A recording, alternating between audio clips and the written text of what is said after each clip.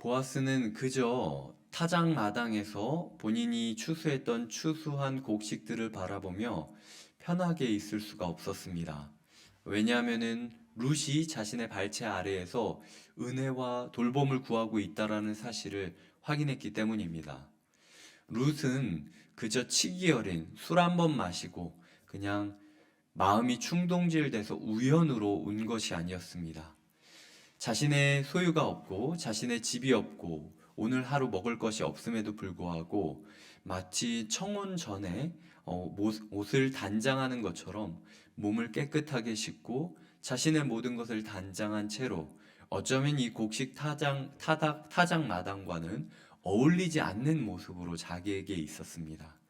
그 모습이 보아스에게는 이 여인이 어떤 마음을 가지고 이 자리에 왔는지, 그리고 이것이 만약 들켰을 때에 이 여인이 어떤 대접을 받을 것인지, 어떤 오해를 받을 것인지를 충분히 알고 있었기 때문에 그저 곡식마당 자신이 추수했던 것들을 넋놓고 바라볼 수는 없었다라는 것이죠.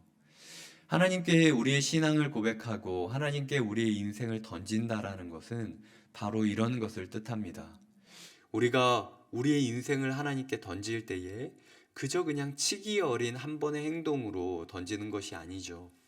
우리의 인생 모든 행동이 앞으로의 미래가 하나님께 달려 있다라는 것을 고백하는 것이고, 하나님이 아니면 나의 삶이 한치도 살아갈 수 없다라고 고백하는 처절한 생존의 고백인 것입니다.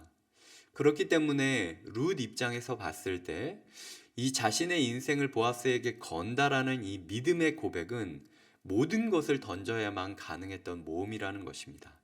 하지만 한번 뒤집어 생각해 봅시다. 룻이 이렇게 했기 때문에 보아스가 자신에게 기업 물을 자가 되었습니다. 그렇다고 룻이 사람들에게 있어서 우리 남편 내가 먼저 청혼했기 때문에 그랬지 아니었으면은 전혀 움직이지 않았을 거라고, 나 때문에 결혼한 것이라고, 내가 잘했기 때문이라고 이야기할 수 있었겠습니까? 룻은 평생 동안 자신을 은혜 입은 자로서 살아갔을 것입니다. 우리가 하나님의 백성으로 살아간다라는 것은 그렇습니다.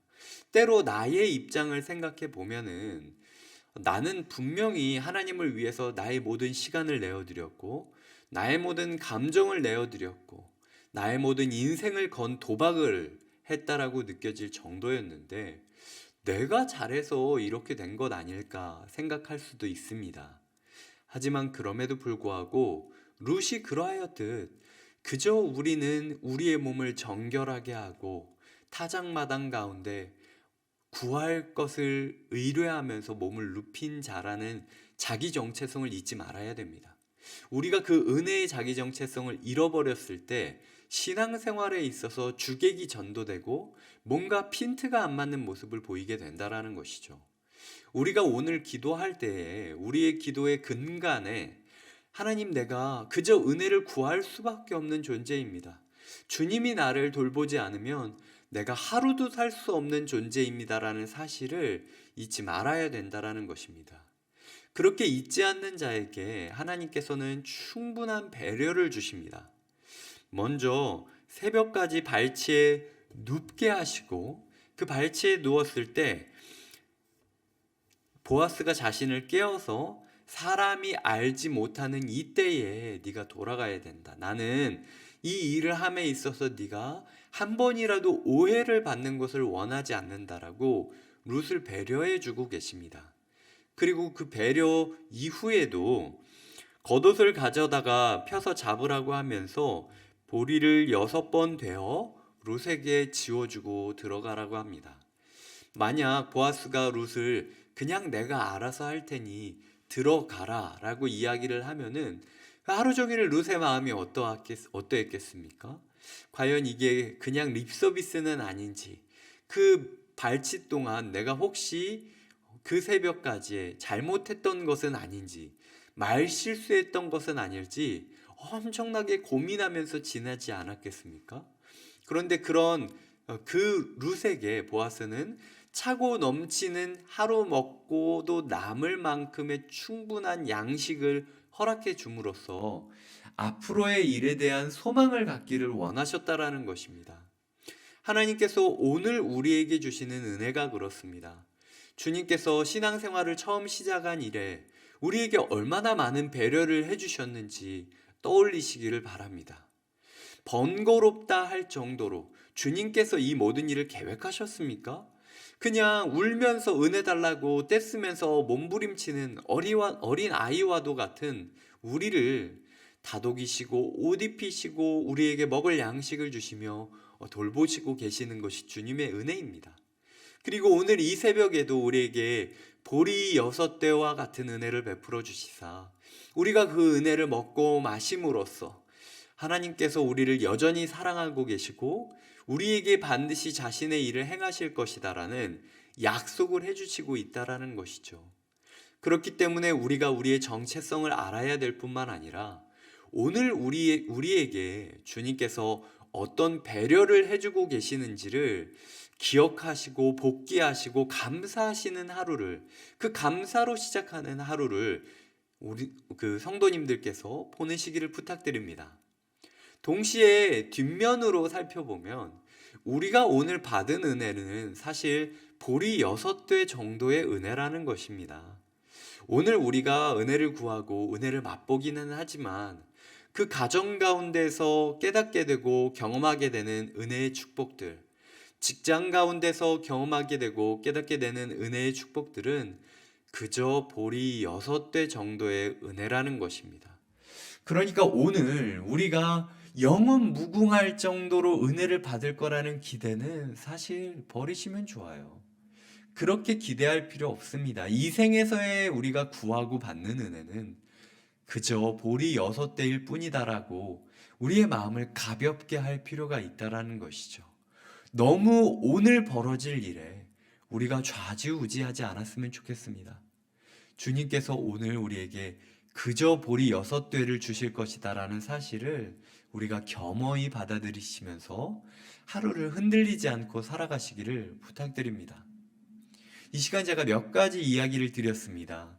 하나님께서는 어떤 분이시며 우리는 어떤 존재인지, 우리가 최선을 다해 모험을 하는 존재이기는 하지만 그럼에도 우리는 주 앞에서 그저 은혜를 구하기 위해 몸부림치는 자일 뿐이라는 것, 그런 우리에게 주님께서 외면하지 않으시고 우리를 철저하게 배려하고 우리에게 오늘 일용할 양식을 부어주시지만 그럼에도 불구하고 우리가 고백해야 될 것은 그게 영원의 양식이 아니라 영원의 양식을 고대하게 만드는 그저 일용할 양식임을 기억하면서 하루하루 하나님께 자족하며 살아가겠다라고 결단하는 모습이 필요하다라는 것입니다.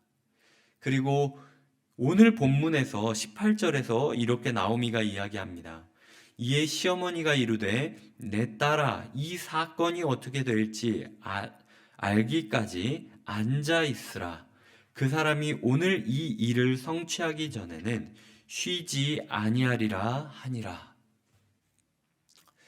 룻에게 오늘 하루 주어진 당면 과제, 믿음의 과제는 하나님이 선하시고 신실하신 분이라는 사실을 믿고 살아가느냐에 대한 과제였습니다.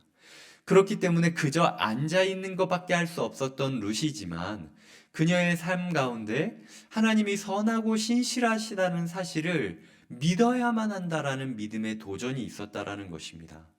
하나님께서 오늘 말씀을 통하여 우리에게 딱 한 가지 권하고 계시는 사실이 있다면 그것은 오늘 우리가 24시간 매 시간 매분 매초 가운데 하나님이 선하시고 우리 믿는 자에게 상 주시는 이 힘을 우리가 믿으며 살아가고 있는가에 대한 문제입니다. 그저 앉아 있는 것이 철저하게 무력하고 연약하다고 느껴질 수 있겠지만 그럼에도 불구하고 주님께서 오늘 우리가 좌절과 불안과 두려움 가운데 앉아 있는 것이 아니라 신뢰 가운데 앉아 있기를 원하신다라는 것이죠. 성도님들의 삶 가운데 말씀을 통하여 성령님이 오늘 묻고 계십니다. 오늘 그저 아무것도 안 하고 나를 믿고 앉아 있을 수 있겠느냐? 할 수 있는 것이 없지만 그럼에도 불구하고 주님을 믿는다라고 주님께 마음을 의탁하는 하루가 되시기를 부탁드립니다. 그리고 마지막 교훈이 있습니다. 6절입니다.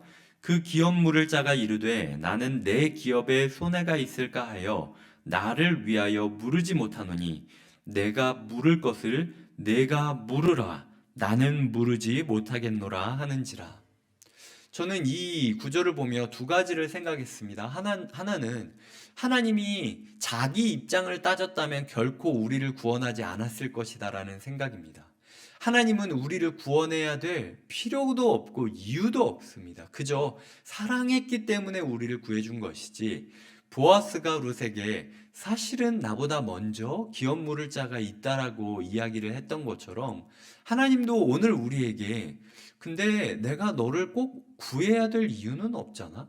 라고 이야기하시는 모습을 보게 됩니다. 하지만 그럼에도 불구하고 하나님은 자기 입장, 자기 생각, 자기 필요에 따라 우리를 구원하신 게 아니라 그저 우리를 사랑하기 때문에 구원했다라는 사실이 저에게 큰 감사와 감격으로 하루를 시작할 수 있게 만드는 것이죠. 동시에 지금 어떤 사람이 하나님의 일을 이루지 못하고 어떤 사람이 룻에게 책임을 다하지 못하고 있습니까? 자기 입장을 따지는 사람입니다. 이 사람은 성경 안에서 이름이 올려질 기회를 박탈당하는 사람입니다. 끝까지 무명인으로 나오는 사람인 것이죠. 하나님께서는 이 사람, 이 무명의 A라는 사람을 우리에게 보여줌으로써 하나님께서 모든 사람에게 기회를 주시지만 편견 없이 기회를 주고 계시지 않습니까? 보아스에게 룻이 나타났던 것처럼 그날 마침 그 사람도 룻을 돌볼 기회를 얻었던 것입니다. 2장 4절에 보면 마침 보아스가 그 일들을 맞이하게 되었는데 오늘 4장 1절을 보면은 마침 보아스가 말하던 기업 물을 자도 지나고 있는 것이죠. 하나님께서는 오늘도 편견 없이 우리에게, 우리 모두에게 누군가를 돌보고 누군가를 사랑하고 누군가의 인생을 책임질 수 있는 하나님의 도구와 통로가 되는 기회를 허락하신다라는 것입니다. 그런데 그 앞에서 보아스가 그러했듯 자신이 하나님의 은혜 입은 자, 나 또한 이방 여인의 자녀였다라는 자기 정체성을 잊지 않고 은혜를 베푸는 사람이 있고, 오늘 본문에 나타났던 것처럼 내 입장, 나의 재산에 도움이 된다면 그 땅을 사고, 하지만 룻이라는 이방 여인이 있어서 혹여라도 그 여인을 내 집안에 들어오게 됐을 때 지금까지 내가 쌓아놨던 재산조차도 룻이 낳게 되는 아이에게 공동 분배를 해야 된다라는 부담감 가운데서 이해타산, 수지타산을 내세우면서 내 입장, 내 생각, 내 재산, 내 마음, 내 시간을 따지게 된다면 결코 하나님의 은혜의 통로와 도구가 될 수 없다라는 것을 오늘 본문은 우리에게 이야기하는 것이죠. 오늘 하루 우리에게 여러 번 하나님께서는 마침의 기회를 주실 것입니다. 그때 보아스처럼 우리가 누군가를 향한 호의와 하나님을 향한 헌신을 베풀 것인지, 아니면은 이 무명인처럼 하나님께서 성경에 이름이 올려질 것을 그 기회를, 그 귀한 기회를 주셨음에도 불구하고 내 입장, 내 시간, 내 돈, 내 마음, 내 가족, 내 직장, 내 것을 이야기하면서 그 기회를 걷어차 버리고 영원한 무명인으로 살아갈 것인지는 이곳에 계신 성도님들이 결정하셔야 된다라는 것이죠. 하나님께서 오늘 우리에게 자신의 도구와 통로가 되기를 요청하고 계십니다. 아마 말씀을 통하여 이렇게 이야기하시는 걸 보니 분명히 누군가를 만나게 될 거예요. 그 사람이 마침 저 사람이구나 라고 생각하시고 기꺼이 호의를 베풀어 주시는 하루가 되시기를 부탁드립니다. 말씀을 맺겠습니다. 하나님의 역사는 지극히 개인적이고 지극히 일상적인 모습으로 우리에게 표현되어지고 설명되어지고 구현되어집니다. 하나님께서 오늘 우리의 일상을 특별하게 빚어져 가시기를 바랍니다. 하나님께서 주시는 기회를 놓치지 않고 하나님의 마음으로 평안하게 하나님을 기다릴 뿐만 아니라 그 하나님을 향한 은혜 입은 자의 정체성으로 주님의 손과 발이 될 때 반드시 주님께서 오늘 우리를 통하여 새로운 일을 행하실 것입니다.